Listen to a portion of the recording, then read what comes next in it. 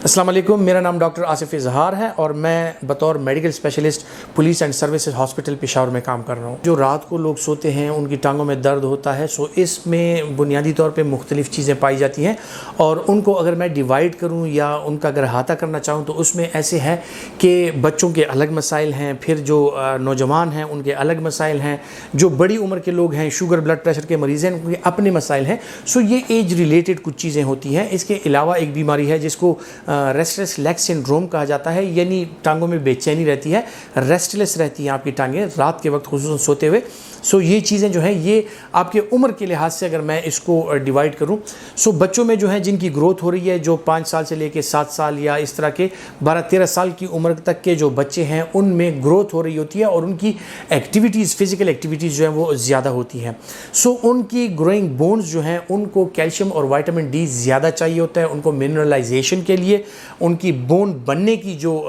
एक उनका सिलसिला है उसके लिए उनको मिनरलाइजेशन के लिए जो मिनरल्स हैं, कैल्शियम, विटामिन डी, इसकी ज़्यादा ज़रूरत पड़ती है।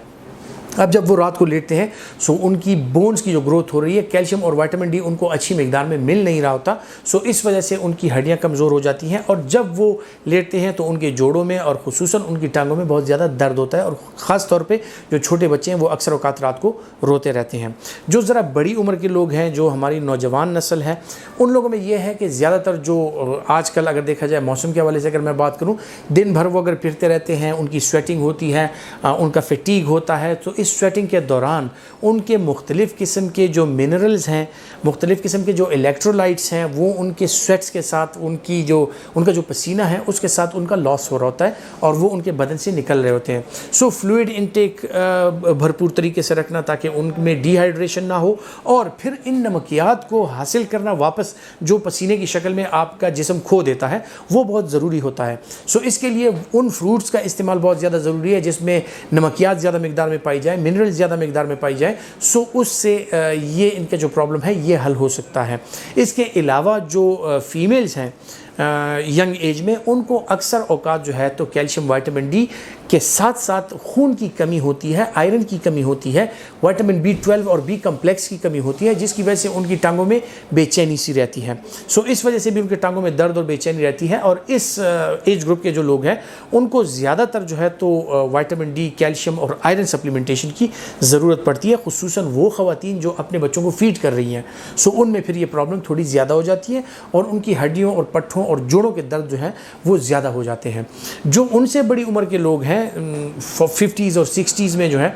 सो उनको अक्सर औकात ये होता है कि शुगर या ब्लड प्रेशर की शिकायत हो सकती हैं। उनमें जो ख़वातीन हैं ख़ुसूसी तौर पे उनको ऑस्टियोपीनिया और ऑस्टियोपोरोसिस की शिकायत हो सकती हैं, जिसकी वजह से उनकी टांगों में, पट्ठों वगैरह में दर्द रहता है, खिंचाव रहता है। जो शुगर के मरीज़ हैं उनमें अक्सर औकात ये होता है कि शुगर के साथ साथ हम इसे डायबिटिक न्यूरोपैथी बोलते हैं। उनके जो नर्व्स होती हैं, उनके जो असाब की रगें होती हैं वो कमज़ोर पड़ जाती हैं, इसकी वजह से उनके टांगें सुन्न होती हैं और उनमें एक बेचैनी सी रहती है, उनके जो पाँव के तलवे हैं उनमें जलन सी होती है। सो उस वजह से भी उनकी रात की नींद डिस्टर्ब होती है।